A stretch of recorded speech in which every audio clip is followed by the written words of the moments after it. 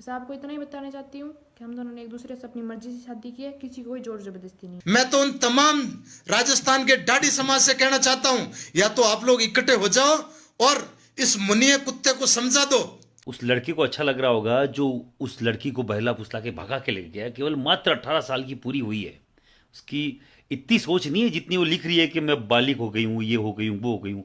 एक मुख्तियार नाम का छोरा है जिसका बाप का नाम है मुन्ने खां, और ये कोलायत के बीटनोक का गांव का रहने वाला है। अरे मुन्ने खां, एक बात बता, तेरा बेटा भगा के ले गया किसी की लड़की को। उसका दादा, उसका बाप सत्यनारायण जी के पिताजी, ये बुजुर्ग आदमी है। मुझे पढ़े लिखे आदमी लगे, बुजुर्ग लगे। नमस्कार, मेरा नाम अनीसा है और मैं राजस्थान बीकानेर से हूँ। मैंने 10 दिसंबर 2020 को अपनी मर्जी से शादी की है और मैंने अपना कोई धर्म परिवर्तित नहीं किया है, बल्कि मेरे पति ने अपना धर्म परिवर्तित किया है और हम दोनों ने एक दूसरे अपनी मर्जी से शादी की है। किसी कोई जोर ज़बरदस्ती नहीं थी। मैं सोशल मीडिया पे आना नहीं चाहती थी, पर कुछ कारणों की वजह से अब आना पड़ रहा है। बस आपको इतना ही बताना चाहती हूँ कि हम दोनों ने एक दूसरे से अपनी मर्जी से शादी की है, किसी कोई जोर ज़बरदस्ती नहीं है। बल्कि मेरे परिवार वाले अब अपने वीडियो बना के कर रहे हैं क्या हमारी लड़की को किडनैप कर लिया, ज़बरदस्ती उसकी शादी करवा दी, ये करवा दी। ये सब झूठ है। हमने अपनी मर्जी से शादी की है, कोई जोर ज़बरदस्ती नहीं है। बल्कि हमने नया से थाना पुलिस में वहाँ पे बीकानेर में हमने बयान भी दिए एक दूसरे के, मैंने और मैं अपने पति के साथ वहीं से ही रवाना हुई हूँ। किसी कोई जोर ज़बरदस्ती नहीं है। और बल्कि मैंने एसपी साहिबा को भी अपनी एप्लीकेशन दी है कि हमें खतरा है, क्योंकि मैं हर किसी की धमकी आ रही है, तुम लोगों को मार देंगे, कर देंगे। और जो लोग धमकी दे रहे हैं उनको बोलना चाहिए आज तक किसी ने शादी की नहीं है क्या? आज तक तो मैं किसी का नाम तो नहीं लेना चाहती, पर आज तक तो बहुत लोगों ने शादी किया ना, लव मैरिज, हिंदू मुस्लिम बहुत लोगों ने किया। उनका तो तुम कुछ नहीं कर पाए ना। हम बच्चों पे बड़ा तुम रोब जता रहे हो, ये कर देंगे, वो कर देंगे। अगर तुम लोगों की इतनी औकात है ना तो पहले उनका करो जाके, फिर हम पे आना। हमने तो अभी की है, पहले इतने साल कहाँ चले गए तुम लोग? गोली मार देंगे, ये कर देंगे, वो कर देंगे। और बाकी कुछ जो लोग हैं कुछ राजनीति कर रहे हैं, वो भले ही राजनीति करें। हमारा राम राम भाई, क्षमा चाहता हूं क्योंकि मेरी आईडी को रिपोर्ट कर रहे हैं बहुत सारे लोग और लाइव बीच में ही हटा दिया। ये करेंगे प्रयास अपना, क्योंकि कुत्ते अपनी औकात दिखाए बगैर रहते नहीं है। मैं जो बात कर रहा था कि जो बाड़मेर लव जिहाद का मामला है, उस लव जिहाद के मामले को लेकर मुझे दोबारा लाइव आना पड़ा है, क्योंकि रिपोर्ट कर रहे हैं, रिपोर्ट कर करके काट रहे हैं, कोई नहीं कट रहा है। आवाज को कितनी दबाओगे दबेगी नहीं, ये हिंदुओं की आवाज है। तो दोस्तों मैं बता रहा हूं, सबसे पहले लव जिहाद के बारे में बता। आप शेयर मत करना, शेयर करोगे फिर बीच में कट जाएगा, अपन बाद में कर देंगे। अगर आपको सही बात लगे तो इसको डाउनलोड करके अपने पेज पे अपलोड कर देना, क्योंकि मेरे पेज पे तो फिर ये रिपोर्ट करके इस लाइव को उड़ा देंगे। तो दोस्तों मैं बात कर रहा हूं कि हरिराम जी डुड्डी, जो ये लव जिहाद का मामला हुआ, इसकी पूरी विस्तृत और एकदम संक्षिप्त के अंदर आपको पूरी जानकारी दे रहा हूं कि इन लोगों ने कैसे धोखा किया था। तो मित्रों, हरिराम जी डुड्डी जो हमारे जोधपुर जिले के हैं और पिपाड़ तहसील, पिपाड़ के पास में एक गांव है कागल, और कागल गांव के निवासी है हरिराम जी डुड्डी। और पिछले 40-45 साल से बीकानेर के अंदर ही रह रहे हैं। बीकानेर के अंदर इनकी जमीनें हैं, वहीं पे इनके बच्चों ने जन्म लिया। 40-45 साल हो गए। तो इनका बेटा है जो सत्यनारायण जी, वो भी वहीं पे पला बड़ा और हुआ, और वहां पे इनकी शादी वहीं हुई, बच्चे हुए। लेकिन जब बच्चे बड़े हो जाते हैं ना, तो सत्यनारायण जी की भी कुछ तो गलतियां रही होगी कि इन्होंने इन कुत्तों को घरों के अंदर क्यों डाला था, घर के अंदर डाल दिया। अब ये जो मियाँ है मुनिया, ये मुनिया है ना, इसको भाई बनाया था हरिराम जी की बहू ने, और रक्षा का सूत्र बांध के सोचा था ये तो मेरा भाई है। लेकिन उस दिन ये नहीं सोचा था कि ये कुत्ता एक दिन मेरी लाडो को लेके चला जाएगा, इसकी नीयत खराब हो जाएगी। ये जो रक्षा का सूत्र बांधते हो ना आप, जिस हमारे हाथ के बंद हो गए, तो हमारे धर्म के अंदर है, हिंदू धर्म के अंदर, कि हम लोग उसकी रक्षा करते हैं, हम उसकी सुरक्षा करते हैं। हमारा इतिहास देख लो, महाराजा सूरजमल से लेकर आज दिन तक के इतिहास के अंदर पहली बार किसी जाट की बेटी को कोई ये कुत्ता लेके गया है। मैं नाम लूंगा तो फिर मुकदमा दर्ज करवाएंगे कि ये देखो सांप्रदायिक बात कर रहा है, और ये साले कुत्ते डाडी ये हमारे ऊपर मुकदमे दर्ज कराए, हमें कोई फर्क नहीं पड़ता है। हमने पाला इनको, हमारे पूर्वजों ने पाला, और ये लोग आज हमारी बेटी को लेकर चले गए। मैं तो उन तमाम राजस्थान के डाडी समाज से कहना चाहता हूं, या तो आप लोग इकट्ठे हो जाओ और इस मुनिये कुत्ते को समझा दो कि भाई तूने जाटों से गलत पंगा लिया है। बात हिंदू की पूरे समाज की हो रही है, लेकिन जाटों का इसलिए कह रहा हूं कि हमारे पूर्वज ये जो डाडी होते हैं जाटों के होते हैं।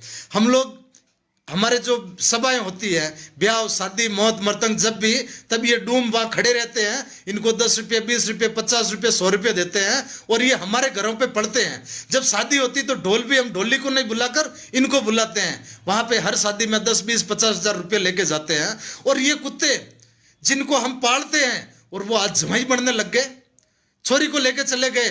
भाइयों ये बात ठीक नहीं है, ये हरगिज ठीक नहीं है। वो कहते हैं ना कि लव मैरिज कर लिया, इनके तो कागज कंप्लीट हैं। तो मैं बता रहा था, हरिराम जी के जो बेटा है, उनके जो सत्यनारायण जी, उनकी बहू ने इसको भाई बनाया था। और सत्यनारायण जी और इन्होंने पार्टनरशिप के अंदर होटल रखी थी। और होटल रखने के कुछ समय बाद में इनको इनकी करतूतें ध्यान पड़ने लगी तो इन्होंने काम अलग कर दिया। फिर जोधपुर जिले के में एक छोटा सा गांव है गढ़सूरिया, वहां के सुमेर जी पूनिया है। वो पूनिया जी वहीं पे काम कर रहे हैं बरसों से और उनकी खाद बीज की दुकान है। और सत्यनारायण जी जो डुड्डी है वो और ये जो सुमेर जी पूनिया, ये दोनों पार्टनरशिप के अंदर अपना काम चालू करने लगे। तब इस मुनिया को लगा कि यार मैं तो दूर हो गया, इनसे जो मुझे पैसे मिलते थे, जो होटल के अंदर मेरा पार्टनरशिप था, वो सब फेल हो गया। तो इसकी नीयत खराब हुई। इस बंदों ने षड्यंत्र पूर्वक सत्यनारायण डुड्डी के ऊपर हमला किया था। इनके दोनों, आप लाइव में देख रहे थे ना, दोनों हाथ टूटे हुए हैं, पैर टूटे, यहाँ लगी हुई है। इन्होंने मुकदमा दर्ज किया और मुकदमा दायर करवाया था, क्योंकि अस्पताल में भर्ती रहे। फिर भी ये हिमायती बन के वहां गया, वहां पे खड़ा रहा, इनकी संपत्ति लेता रहा कि मैं तुम्हारे साथ में हूं, मैं तुम्हारे साथ में हूं। और जाट तो वैसे ही भोले होते हैं, तो इन्होंने फिर भी विश्वास किया। और अभी जब ये राह देख रहे थे कि इनकी बेटी कब 18 साल की हो जाए, हम फसल की राह देखते हैं ना कि जब फसल पकेगी तब हम काटेंगे, इसी तरह से इन हरामजादों ने ये राह देखी थी कि कब इनकी बेटी जवान हो जाए, कब 18 साल की हो जाए। पहले से ही घर के अंदर जो माहौल था, हम तो भोले होते हैं ना, हमने तो विश्वास कर लिया कि भाई होगा। और भाई समझ के बच्ची ने मामा समझ लिया। और एक बच्ची जो कच्ची मिट्टी होती है ना, उसका चाहे आप कुलड़ी बनाओ, चाहे परात बनाओ, चाहे मटकी बनाओ, चाहे हुक्का बनाओ, हुक्के की चिल्लम, ये मिट्टी से तो आप कुछ भी बना सकते हो। और वो बच्ची तो एकदम मिट्टी जैसी थी, उसका माइंड वॉश कर लिया कोई तांत्रिक क्रियाओं से, और वो लड़की सीधे इनके कब्जे के अंदर आ गई। और इन लोगों ने जैसे ही 18 साल की हुई, भूमिगत तरीके से उसके कागजात तैयार करवा दिए। अब षड्यंत्र देखना आप, मैं थोड़ा सा समय लूंगा, लेकिन जो लोग फोन करके पूछते हैं ना कि आखिर वो मामला क्या है, तो ये लोग दुकान से इसकी पार्टनरशिप मुनिया को बाहर निकाल दी। तो फिर ये वहां पे घूमने लगा। और जब सुमेर जी पूनिया और इनकी पार्टनरशिप चल रही थी, तो उस समय इसकी नींद खराब हुई और हरिराम जी की मिसेज के कुछ ऑपरेशन करता था। और सुमेर जी भी वहीं थे, इनकी बच्ची जो मनीषा डुड्डी वह भी वहीं थी, हरिराम जी वहीं थे, पूरा परिवार वहीं था। जब एक उनकी कुछ भाइयों से निवेदन कर रहा हूं यारों, बीच में फोन मत करो, आप लोग ही बीच में बार बार फोन कर रहे हो तो ये लाइव डिस्टर्ब हो जाता है। तो जब बच्ची का ऑपरेशन था, सॉरी बच्ची की माँ का ऑपरेशन था, तो वहां पे सुमेर जी पूनिया जिनकी 4 बच्चियां हैं, अब वो गढ़सूरिया के रहने वाले, इनके पार्टनर हैं, इनके रिश्तेदार भी हैं, इनके भाई के साले के कुछ लगते हैं, तो इनके रिश्तेदार हैं। तो वो तो वहां पे थे, तो वहां पे परेशान कर रहे हैं। बच्ची को घर छोड़ देना और टिप्पण लेके वापस आ जाना। जब सुमेर जी पूनिया मनीषा को लेकर घर गए थे, तो वहां पे बच्ची को कहा चल बेटा खाना बना दे और मैं टिप्पण लेके जाता हूं। अब सुमेर जी है ना, उसकी 4 बच्चियां हैं, वो कोई छोटा मोटा आदमी तो है नहीं, उम्रदराज आदमी है, लेकिन उनकी 4 बच्चियां थी। और जब वो घर पे गए और मनीषा का खाना बना दे, मनीषा ने टिप्पण तैयार किया था और वो वापस टिप्पण लेके वहां से सीधा घर गया, इसके बेटे को साथ में लिया और ले जाकर थाने के अंदर मुकदमा दायर करवाया बलात्कार का, कि सुमेर जी पूनिया ने मनीषा के साथ बलात्कार का प्रयास किया। अब बताओ इससे बड़ा धोखा क्या हो सकता है। मुकदमा दर्ज करवाया, चलो कोई बात नहीं। अब वो तो अस्पताल में बैठे थे और पुलिस वहां चली गई मुकदमा दर्ज होते ही उनको गिरफ्तार करने के लिए, और गिरफ्तार करके लेके आ गई। जब उनके दादाजी गए, उनके परिवार वाले गए, उधर तो एक बहू हॉस्पिटल में भर्ती है और इधर पति और ससुर जाके बेटी के हाथ पैर जोड़ रहे कि बेटी तूने ये क्या कर दिया मनीषा। बच्ची का तो माइंड वॉश था, अब उसको तो कुछ समझ में आ नहीं रहा था। तो उसके हाथ पैर जोड़े कि बेटा ऐसा मत कर, तू घर चल और ऐसे मत कर। बच्ची मानी नहीं। पुलिस वालों ने प्रयास किया कि बेटा तेरे ये दादाजी है, तो फिर भी उसने मतलब मानने से इनकार कर दिया। शाम तक बैठे रहे, कुछ पुलिस के अधिकारी भी आए, उन्होंने भी प्रयास किया, तब बेटी समझ में आई और वो घर चली गई। घर गई तो उन्होंने समझाया, बोले मैं दादाजी के पास रहूंगी। तो थाने में लिखवा के लिया पुलिस ने कि इस बच्ची को कुछ भी हो गया तो आपकी जिम्मेदारी है। दादाजी ने लिख के दिया। वहां पे दादाजी को पाबंद किया गया था कि मनीषा को आपके बिहेव पे दे रहे हैं। चलो कोई नहीं, मनीषा को दे दिया। मनीषा को घर लेके गए और उनको समझाया कि बेटे तू ये क्या कर रही है, हमारे पूनिया जी के ऊपर तूने मुकदमा दायर करवा दिया। उसको समझाया, भाई हम जवाब क्या देंगे लोगों को, और वो जेल चले जाएंगे। तब बच्ची मान गई। बच्ची मानी और पुलिस आई थी। पुलिस ने कहा चलिए आप मेडिकल करवाइए। तो बच्ची ने कहा नहीं नहीं, मेरे साथ कुछ हुआ ही नहीं है, मैं मेडिकल किस चीज का कराऊं। मेडिकल नहीं करवाया। जब कहा कि बयान, तो बयान बोले साहब कोर्ट के अंदर होंगे 164 के। जब 164 के बयान करवाने, ये शनिवार की घटना थी जो मैं बता रहा हूं। शनिवार से वापस मंगलवार को कोर्ट के अंदर बयान करवाने लेके गए थे, अभी 2 दिन पहले। तो जिस समय दादाजी, उनके अंकल जी और बच्चे की दादी, ये तीनों साथ में थे, मामा जी भी साथ में थे, नाना जी भी साथ में थे। ये सब परिवार के लोग बच्ची को लेके गए, बोले यार बयान करवा देते हैं। अब वो मुनिया ढाडी है ना, वो कुत्ता, वो भी वहीं था। इनको पता ही नहीं पड़ रहा था कि क्या हो रहा है, वो भी साथ में था। बोले चलो कुछ नहीं यार, ये तो अपना ही मामा लग रहा, रिश्तेदार है, और ये तो इसका बहन बना रखी है, तो ये भी अपने साथ है, क्योंकि हम तो विश्वास कर लिया। जब नंबर के अंदर उनके बयान हुए थे बच्ची के, वो मालूम नहीं पड़ा। जैसे ही वो लोग बच्ची को लेकर कोर्ट से बाहर निकले, और बाहर निकलते सुनियोजित तरीके से एक गाड़ी खड़ी थी, गाड़ी की फाटक खुली थी, और 25-30 लोग 50 लोग वहां खड़े थे। उनको कुछ पता भी नहीं पड़ा।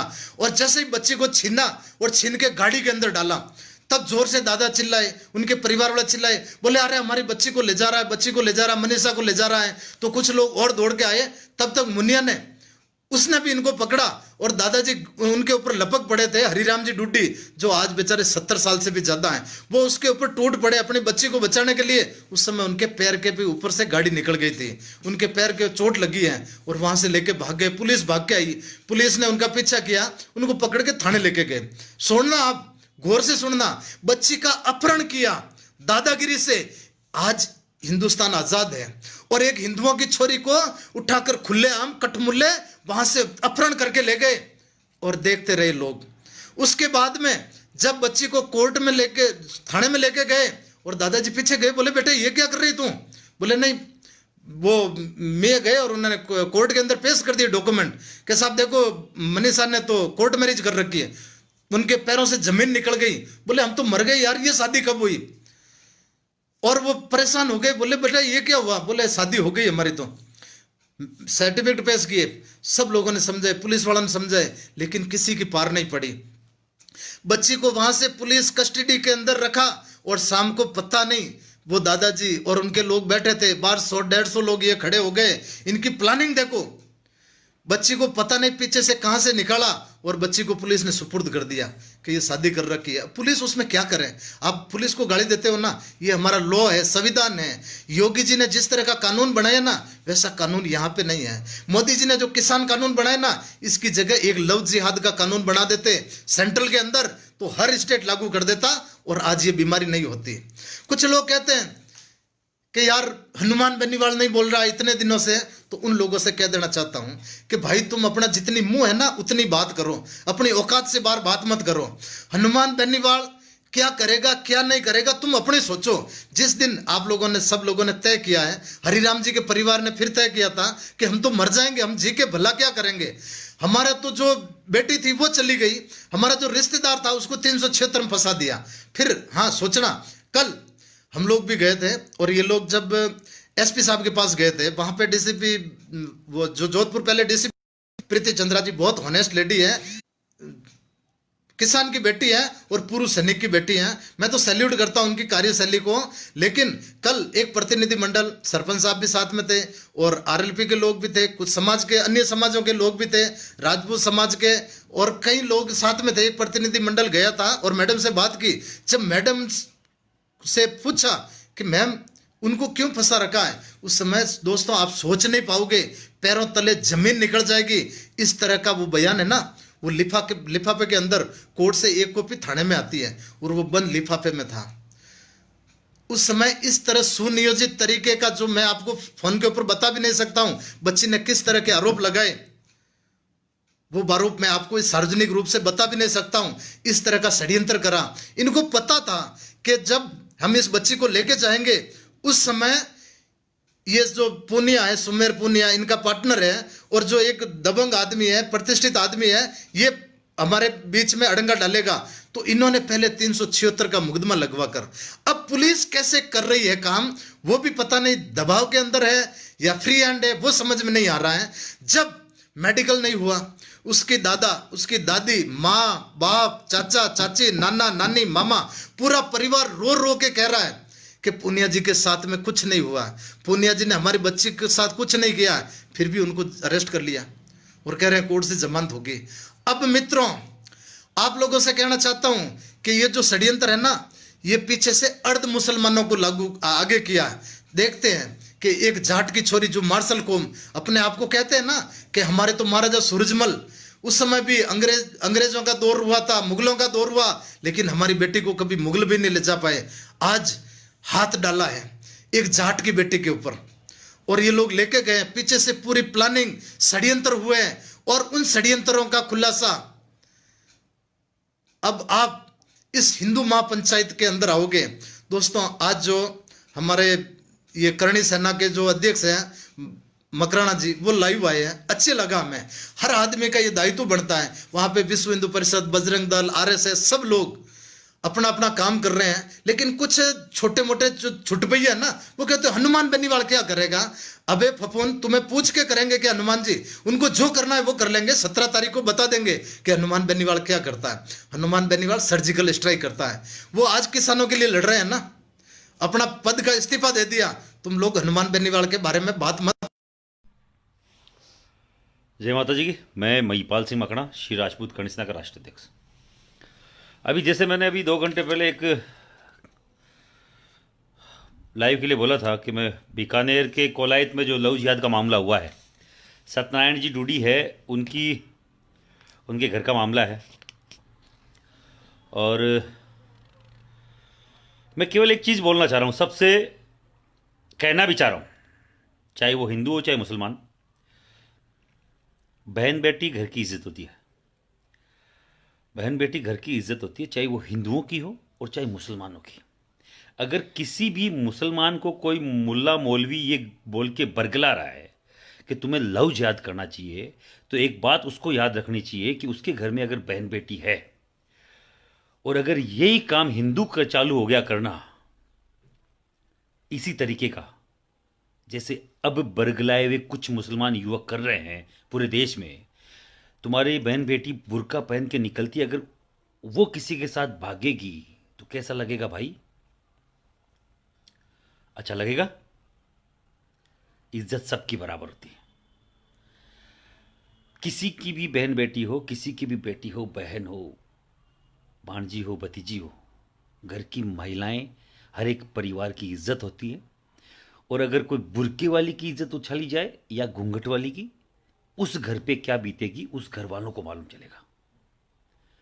उस लड़के को अच्छा लग रहा होगा जो उस लड़की को बहला फुसला के भगा के ले गया, केवल मात्र 18 साल की पूरी हुई है। उसकी इतनी सोच नहीं है जितनी वो लिख रही है कि मैं बालिग हो गई हूँ, ये हो गई हूँ, वो हो गई हूँ। एक मुख्तियार नाम का छोरा है जिसका बाप का नाम है मुन्ने खां, और ये कोलायत के बीठनोक का गांव का रहने वाला है। अरे मुन्ने खां, एक बात बता, तेरा बेटा भगा के ले गया किसी की लड़की को, उसका दादा, उसका बाप सत्यनारायण जी के पिताजी, जो बुजुर्ग आदमी है, मुझे पढ़े लिखे आदमी लगे, बुजुर्ग लगे। और लोग बोल रहे हो जाटों की बेटी है, वो है। अरे जाट की हो, चाहे मेघवाड़ की हो, चाहे राजपूत की हो, चाहे मियों की हो, बेटी सबकी बराबर होती है, इज्जत सबकी बराबर होती है। वो एक दादा और एक बाप एक वीडियो निकाल रहे हैं कि अगर 17 तारीख तक हमारी बेटी हमें वापस नहीं मिली, हमें न्याय नहीं मिला, तो हम आत्मदाह कर लेंगे, हम खुदकुशी कर लेंगे। सत्यनारायण जी को मैं बोलना चाह रहा हूँ और उनके पिताजी को भी मैं बोलना चाह रहा हूँ, मैं जाति से क्षत्रिय हूँ। ये मैंने कोई एप्लीकेशन नहीं लगाई है भगवान के घर पे कि मुझे क्षत्रिय के घर पे जन्म दो। पर मैं जाति से शत्रु हूँ, इस बात का मुझे गर्व है। अगर मैं जाट होता या मैं ब्राह्मण होता है, चाहे मैं मेघवाड़ होता, तब भी मुझे गर्व ही होता। और मैं एक चीज़ बोलना चाह रहा हूँ सत्यनारायण जी, आपके और आपके पिताजी को भी, कि आपको कहीं मरने की जरूरत नहीं है। कोई मरेगा, खुद के आग लगाएगा तो वो अगला लगाएगा खुद के। आपको मरने की, जलने की कहीं जरूरत नहीं है। आपके भाई, आपके बेटे अभी जिंदा हैं। ये महिपाल सिंह, इसकी करणी सेना, मैं हर एक उस हिंदू के साथ खड़ा हूं जिसके साथ गलत हो रहा है। मैं मुसलमान के साथ भी खड़े होने को तैयार हूं अगर उसके साथ बशर्ते गलत हो रहा हूं, क्योंकि मैं क्षत्रिय हूं। पर इस तरीके का कोई भी मुसलमान, आताताई, कोई भी विधर्मी अगर हमारी बहन बेटी की इज्जत खराब करने की कोशिश करेगा तो हम छोड़ेंगे नहीं। मैं सभी मुसलमानों को भी बोलना चाह रहा हूं, अगर अच्छे जो कोई है, मैं सबसे बोलना चाह रहा हूं, अगर तुम्हारी बहन बेटी को इसी तरीके से भगा के लेके जाने लग गए हिंदू, तो क्या होगा फिर तुम्हारे साथ। इसलिए इस तरीके के ये नीच हथकंडे बंद करो। और ये मुन्नू खां को मैं बोलना चाह रहा हूं, तेरी बेटी को अब कोई हिंदू भगा के ले जाए तो तू किस तरीके का फील करेगा ये बता। अपने इस राज्य में अपने साथ ये हो रहा है कि इंटरकास्ट मैरिज पे ये राज्य सरकार 5 लाख रुपए दे रही है। अरे भैया, सबकी इज्जत है, अपने अपने धर्मों में शादी करें, अपने अपने समाज में शादी करें। हर कोई चाहता है, हर कोई बाप चाहता है कि मेरे ही समाज की अच्छे घर में मेरी बच्ची की शादी। कोई भी नहीं चाहता कि उनकी लड़की कोई दूसरे समाज में जाके शादी करे। तो मैं आपको, पूरे देश के युवाओं को बोलना चाह रहा हूं, जो भी कोई विधर्मी इस तरीके की हरकतें कर रहा है, किसी भी जाति बिरादरी की महिला को कोई दूसरी जाति का व्यक्ति लेके जा रहा है, वो लव जिहाद ही है मेरे नजर में तो। और ऐसे लोगों को जूते मारो, ठोको, और हो सके तो सालों का ऐसा हाल करो कि आने वाले कई पुश्तों तक उस क्षेत्र के लोग इस तरीके से करने से बचे। और सत्यनारायण जी को मैं बोलना चाह रहा हूं, सत्यनारायण जी डूडी साहब, मेरी मदर का धर्म का बाप है, वो भी जाट है। अब वो इस दुनिया में नहीं है मेरा नाना, पर मैंने उस नाना के कंधे पे बैठ के खूब बचपन मेरा गुजारा है, मुझे आज भी याद है। तो जाट की रोटी खाइए, और जाट अलग नहीं होते, जाट और राजपूत, मैं सबको हिंदू मानता हूँ। और मेरा अगर कोई बाप दादा है, मेरा कोई बड़ा भाई है, मेरा काका है, और अब मेरा दादे की उम्र का आदमी है, और वो अगर ये बोल रहा है कि मुझे पूरे हिंदू समाज का अगर व्यक्ति 17 तारीख तक मुझे न्याय नहीं दिला पाया तो हम लोग वो करेंगे। तो मैं आपको आपके उस वीडियो को देखकर, ये करणी सेना के राष्ट्रीय अध्यक्ष होने के नाते मैं बोलना चाह रहा हूं, आपको कोई आत्महत्या की जरूरत नहीं है। करणी सेना जिंदा है। सत्यनारायण जी, मैं खुद आ रहा हूं 17 तारीख को, मेरे प्रदेश अध्यक्ष वहीं बीकानेर के हैं, कर्ण प्रताप सिंह सिसोदिया नाम है। अगर कोई संपर्क कर सके तो नंबर मैं बोल देता हूं, 9413388446। ये मेरे प्रदेश अध्यक्ष के नंबर हैं, कर्ण प्रताप सिंह केपसा जिनको बोलते हैं। वो हम लोग पहुंच रहे हैं, प्रशासन अलर्ट हो जाए, हम लोग पहुंच रहे हैं 17 तारीख को कोलायत उनके गांव में। और हम लोग बाकायदा ये विश्वास दिलाते हैं, मरेगा कोई अगला सामने वाला, हम नहीं मरेंगे, आपको नहीं मरने देंगे। आपकी बेटी को बाकायदा आपको सपुर्द करवाएंगे। और ऐसा कोई प्रशासन जो खुद को इस तरीके का मानता है कि हम लोग इंटरकास्ट मैरिज पर ये जो सरकारें 5-5 लाख रुपए दे रही है, उनके ताबूत में काम आएंगे 5 लाख रुपए। हमारी बेटी की इस तरीके की ये विदाई हमला तो हम लोगों ने स्वीकार करी ना, हम लोग चाहते हैं। और हमारा एक लड़की के, उस लड़की को बोलना चाह रहा हूं, मैं सभी लड़कियों को बोलना चाह रहा हूं, आपके एक गलत स्टेप से आपके बाप और दादा की क्या हालत हो रही है। उन्होंने जो बरसों से जो गमाया है इज्जत, उनको मरना पड़ रहा है। आप देखिए, आप 18 साल की उम्र में आपने ये ऐसा कदम उठाया कि आपके बाप दादा सामूहिक आत्मदाह की बात बोल रहे हैं। तो किसी भी जाति की हो, मैं फिर बोल रहा हूं, चाहे महिला मुसलमान की हो, चाहे महिला हिंदू की हो, चाहे जाट की हो, चाहे ब्राह्मण की हो, चाहे ठाकर की हो, चाहे मेघवाल की हो, अगर उसकी बच्ची भाग के जाती है किसी के साथ, तो वो किसी को मुंह दिखाने लायक नहीं रहते हैं।